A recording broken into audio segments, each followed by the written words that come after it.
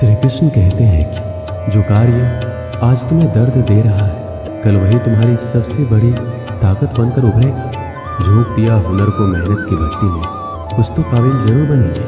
घर बड़ा हो या छोटा ये मायने नहीं रखता, उस घर में एक दूसरे के प्रति प्यार और सम्मान कितना है ये मायने रखता है। घर की जिम्मेदारियां निभाते निभाते खुद की खुशी, खुद के सपने तक भूलने पड़ते हैं। अपनी वाणी को शुद्ध रखें, संस्कारों की ये पहली अमानत होती है। अगर धैर्य करोगे तो मिलेगा, गुरूर करोगे तो गवाओगे। जीवन में खुश रहने के लिए एक ही मंत्र है, राधे राधे का चिंतन करो और चिंता करना छोड़ दो। व्यक्ति का नजरिया और बात करने का तरीका बताता है कि उसे संस्कार कैसे मिले। कपड़े तो ब्रांडेड खरीद सकते हैं, लेकिन संस्कार किसी दुकान में नहीं मिलते। भरोसा स्टिकर जैसा होता है, दोबारा पहले जैसा नहीं लगता।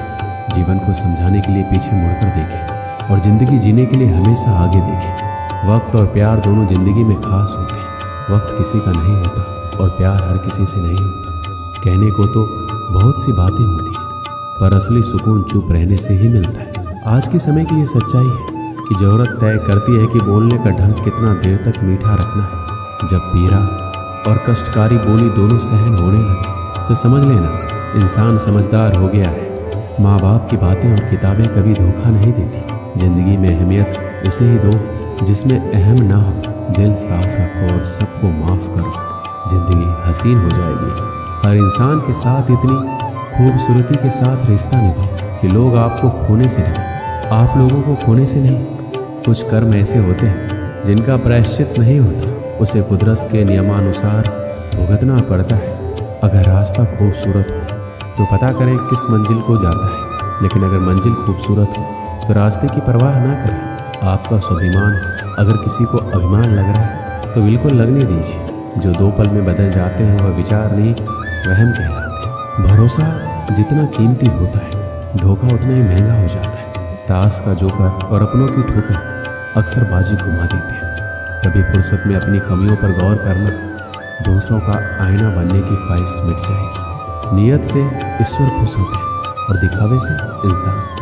मिली थी जिंदगी किसी के काम आने के लिए, पर वक्त बीत रहा है कागज के टुकड़े कमाने के लिए। रिश्तों को बनाए रखने का सिर्फ एक ही शर्त है, किसी की कमियां नहीं अच्छाइयां देखिए। समय उनका इंतजार करता है जो उसका इस्तेमाल करना जानता है। समय दिखाई नहीं देता, लेकिन बहुत कुछ दिखा जाता है। अकेले ही गुजरती है जिंदगी। लोग तसल्लियां तो देते हैं पर साथ में।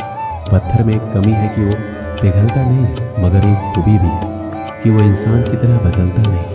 भरोसा उस पर करो जो तुम्हारी 3 बातें जान सके, हंसी के पीछे का दर्द, गुस्से के पीछे का प्यार और आपके चुप रहने की वजह। जल्दी जागना हमेशा ही फायदेमंद होता है, फिर चाहे वो नींद से हो या अहम से या फिर वहम से।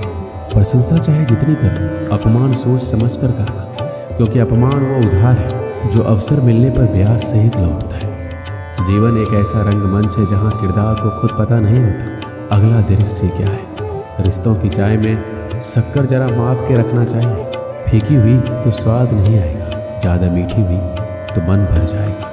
प्रेम सदा माफ़ी मांगना पसंद करता है और अहंकार सदा माफ़ी सुनना पसंद करता है। इज्जत किसी इंसान की नहीं होती, ज़रूरत की होती। ज़रूरत खत्म तो इज्जत खत्म, यही दुनिया का सच है। जीवन में कभी भी मुसीबत आए तो किसी से मदद मत मांगना, क्योंकि मुसीबत थोड़ी देर की होती है और एहसान ज़िंदगी भर का रह जाता है।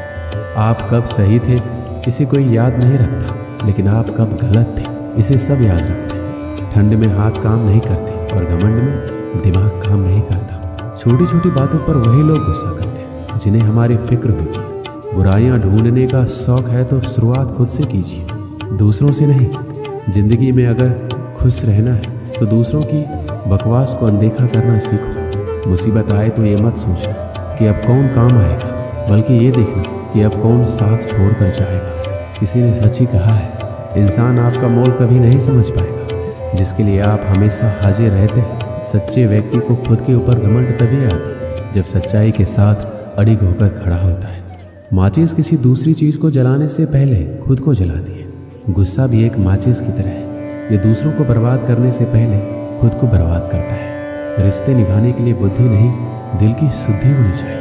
इंसान ही इंसान का रास्ता काटता है, बिल्लियाँ तो यूं ही बदनाम है। घमंड के अंदर बुरी बात यह होती है कि वो आपको कभी महसूस नहीं होने देगा कि आप गलत हो। एक सच्चे मित्र की पहचान केवल संकट के समय होती है और एक मूर्ख व्यक्ति की पहचान खुशी और दुख दोनों के समय पर की जा सकती है। लोगों को वक्त देना सीखो, रिश्ता खुद मजबूत हो जाएगा। समझदार इंसान से की गई कुछ मिनट की बात हजारों किताबें पढ़ने से बेहतर होती है। दूसरे के घर में जाकर हंगामा वही लोग करते हैं जिन्हें उनके घर में कोई इज्जत नहीं मिलती। चैन से जीने के लिए 4 रोटी 2 कपड़े काफ़ी, पर बेचैनी से जीने के लिए 4 गाड़ी और 2 बंगले भी कम हो जाते हैं। जो आपके खुश होने पर खुश और दुखी होने पर दुखी हो जाए, उससे ज़्यादा प्यार आपको कोई नहीं कर सकता है। जब तक तुम्हारे पास पैसा है, दुनिया पूछेगी भाई तू कैसा है। लोग आईना देखना छोड़ देंगे अगर आईने में चित्र की जगह चरित्र दिखाई देगा तो। कड़वा सत्य,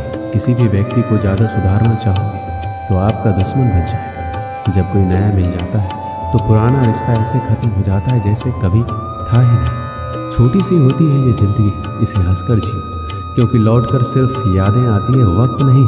जिनको खुद के ऊपर हौसला होता है वो अक्सर ही दूसरों के हाथ के नीचे इतराया नहीं करते। पैरों में लगने वाली चोट हमें संभल कर चलना सिखाती है, वहीं मन में लगने वाली चोटें हमें संभल कर जीना सिखाती है। एक गांव में एक जमींदार था। उसके पास बहुत सारा धन था। 200 बीघा खेत, अनेक गाय, 10-12 बगीचे और एक बड़ा सा तालाब था।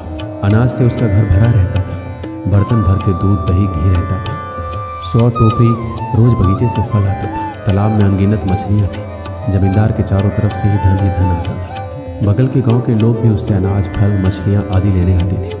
उसे किसी भी चीज़ की कमी नहीं थी। उसका जीवन एकदम आराम से चलता था। जमींदार का एक बेटा था, राम प्रसाद। जमींदार के मरने के बाद कामकाज का सारा जिम्मा राम प्रसाद पे ही आ गया। राम प्रसाद को घर बैठे ही सारी सुविधा मिल रही थी। वह बहुत खुश था। कुछ दिनों बाद धीरे धीरे उसके धन में कमी होने लगी। अन्न भंडार खाली होने लगा। गायों का दूध कम हो गया। बगीचे से फल मिलने बंद हो गए। तालाब से मछलियाँ गायब होने लगी। और राम प्रसाद दुखी और परेशान रहने लगा। धीरे धीरे उसका तबीयत भी खराब होने लगा। उसकी तबीयत के बारे में सुन के उसका हाल पूछने के लिए गुरुजी उसके घर आए। राम प्रसाद ने उनका बहुत अच्छे से स्वागत किया और सेवा में कोई कमी नहीं छोड़ा। लेकिन गुरुजी बिना बताए ये समझ गए कि राम प्रसाद ठीक नहीं है। वह अंदर ही अंदर बहुत परेशान है और उसी की वजह से बीमार भी पड़ा हुआ है। फिर भी उन्होंने राम प्रसाद से पूछा, क्या हुआ राम प्रसाद, सब ठीक तो है?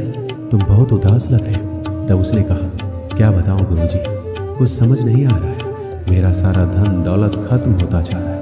इसी की चिंता से मैं बीमार हो गया। अब आप ही कुछ उपाय बताइए जिससे मेरा धन दौलत पहले जैसा हो जाए।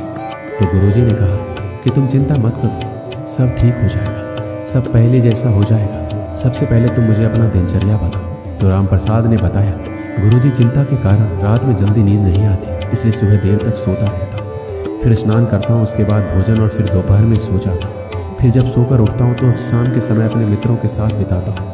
फिर रात को जब बिस्तर पर जाता हूँ तो वही चिंता सताने लगती है, इसलिए मुझे सोते सोते देर हो जाती है। गुरुजी ने कहा, क्या कभी अपने खेतों में घूमने जाते हो या नहीं? तो उसने बताया, नहीं गुरुजी, मैं कभी नहीं जाता। मेरा सारा काम मेरे नौकर चाकर करते हैं। गुरुजी समझ गए कि अपने कारोबार का देखभाल ना करने के कारण इसकी ये बुरी हालत हुई है। उन्होंने राम प्रसाद से कहा कि मेरे पास एक उपाय है, यदि तुमसे ये काम हो जाएगा तो तुम्हारी धन दौलत दोबारा वापस आ सकती है। राम प्रसाद ने तुरंत हाँ बोल दिया। फिर गुरुजी ने कहा, सप्ताह में किसी एक दिन स्वर्ग से एक बहुत सुंदर अद्भुत चिड़िया आती है जो सुबह 4 बजे तुम्हारे बड़े वाले तालाब के किनारे पर बैठती है। वह इतनी सुंदर है कि उसे देखते ही किसी भी इंसान का सारा दुख दूर हो जाता है। वह सुखी, स्वस्थ और संपन्न हो जाता है। यदि तुम एक बार भी उसका दर्शन कर लोगे तो तुम्हारा सारा दुख दूर हो जाएगा और तुम एकदम पहले की तरह स्वस्थ हो जाओगे और तुम्हें कभी भी धन की कमी नहीं होगी। सबसे पहले तुम्हें सुबह उठकर अपने भंडार घर, गौशाला, खेतों, बगीचों को प्रणाम करते हुए तालाब के पास पहुंचना है। वहाँ सप्ताह में किसी भी दिन तुम्हें वह स्वर्ग वाली चिड़िया दिखाई दे सकती है। गुरुजी इतना बोलकर अपने घर वापस चले गए। दूसरे दिन राम प्रसाद सुबह 4 बजे उठकर सबसे पहले अपने अन्न भंडार की तरफ गया। वहाँ उसने देखा कि उसका एक नौकर 4 आदमियों के साथ भंडार घर से चावल की कुछ बोरियां निकालकर वहाँ खड़ी बैलगाड़ी पर लाद रहा है। तब वो नौकर राम प्रसाद को देखा तो डर के मारे थर थर काँपने लगा, उससे माफ़ी मांगने लगा। राम प्रसाद ने उससे चावल की बोरियां ले ली और नौकर को निकाल दिया। फिर वह बगीचे की ओर गया। वहाँ जाकर देखा कि बगीचे की रखवाली करने वाला अपने पूरे परिवार के साथ टोकरी में फल भरकर अपने घर की ओर ले जा रहा है। और जब वह अचानक रामप्रसाद को देखा तो उसके होश उड़ गए। रामप्रसाद ने उसे भी नौकरी से निकाल दिया। जब वह अपने खेतों में पहुंचा तो देखा कि गांव के कुछ लोग खेतों से अनाज के गट्ठर अपने सिर पर लेकर जा रहे हैं। रामप्रसाद ने देखा तो उन लोगों से अपना अनाज का गट्ठर वापस रख पाया और उन्हें एक कड़ी सजा दी। इसके बाद वह तालाब के पास पहुंचा। वहाँ कुछ लोग तालाब में जाल डालकर मछलियाँ पकड़ रहे थे। रामप्रसाद को देखते ही वह जाल छोड़कर भाग गए। रामप्रसाद बहुत देर तक उस चिड़िया का इंतजार किया, लेकिन वह चिड़िया उसे कहीं नहीं दिखी। फिर वह वापस अपने घर आ गया। रामप्रसाद अपने पुराने नौकर को निकालकर दूसरे नौकर को काम पर रखा। दूसरे दिन जब वो दोबारा उस अद्भुत चिड़िया को देखने निकला तो उसने देखा कि भंडार घर के सारे नौकर सो रहे हैं, कोई काम नहीं कर रहा है। फिर उसने सबको जगाया और अच्छे से काम करने को कहा। इसी तरह सब जगह घूम घूम कर देखा और सबको अच्छे से काम करने को कहा। तीसरे दिन जब वो सुबह बाहर निकला तो देखा कि उसके सारे के सारे नौकर बड़ी लगन से काम कर रहे हैं। कोई भी नौकर आलसपन नहीं दिखा रहा है। लेकिन उस दिन भी वह अद्भुत चिड़िया दिखाई नहीं थी। अब उसके यहाँ काफ़ी दूध, फल और अनाज होने लगा। एक हफ्ते के अंदर ही उसके घर की स्थिति में काफ़ी सुधार हो गया। सब हरा भरा हो गया। भंडार घर अनाज से भर गया। गायें अधिक से अधिक दूध देने लगी। खेतों में फसल लहलहाने लगा और तालाब में मछलियाँ भी दिखाई देने लगी। लेकिन अभी भी वह चिड़िया दिखाई नहीं थी। एक दिन फिर गुरुजी रामप्रसाद के घर आए। रामप्रसाद ने खुशी खुशी उनका स्वागत किया। इस बार उसके चेहरे पर उदासी नहीं बल्कि खुशी दिख रही थी। गुरुजी ने उससे पूछा, कैसे हो रामप्रसाद, सब ठीक चल रहा है? और स्वर्ग वाली अद्भुत चिड़िया दिखी कि नहीं? रामप्रसाद ने गुरुजी से कहा, नहीं गुरुजी, आपके कहे अनुसार मैं रोज़ तालाब के पास जाता था। आज 7 दिन हो गए लेकिन अभी तक वह चिड़िया मुझे दिखाई नहीं थी। तब गुरुजी ने कहा, क्या तुम्हें पहले से ज़्यादा अनाज, फल और दूध नहीं मिल रहे? रामप्रसाद ने कहा, हाँ गुरुजी, ये तो है। ये सब चीज़ें मुझे पहले से अधिक मात्रा में मिलने लगी हैं और अब मुझमें कभी थकावट नहीं होती है, बल्कि पहले से ज़्यादा स्फूर्ति आ गई है। पर गुरुजी, आप मुझे ये बताइए कि अभी तक मुझे उस अद्भुत चिड़िया का दर्शन क्यों नहीं हुआ? क्या मैं वहाँ जाने में देरी कर देता हूँ? तब गुरुजी ने बताया, देखो रामप्रसाद, मेहनत ही स्वर्ग का अद्भुत चिड़िया है। मेहनत से हमें सुख और समृद्धि प्राप्त होती है। अगर तुम इसी तरह मेहनत करोगे तो तुम्हें मेहनत का फल अवश्य मिलेगा और तुम अपने काम धाम पर ज़्यादा से ज़्यादा ध्यान दोगे तो तुम चारों तरफ से संपन्न रहोगे। कोई दुख बीमारी तुम्हारे पास नहीं आएगी और सुबह सुबह उठकर सूर्य की पहली किरण लेने से भी तुम्हारा शरीर स्वस्थ रहेगा और ऐसे ही धीरे धीरे तुम्हारे चेहरे पर चमक आ जाएगी। गुरुजी की कही सारी बात रामप्रसाद को समझ आ गई। वह जान गया कि मेहनत करने से ही लक्ष्मी की प्राप्ति होती। उस दिन से वह वैसा ही करने लगा जैसा उसको गुरुजी ने कहा था। इसलिए कहते हैं कि मेहनत का फल हमेशा मीठा होता है। दोस्तों, इस वीडियो में बस इतना ही। मिलते हैं अगले वीडियो में। अपना ख्याल रखिएगा। जय श्री कृष्ण।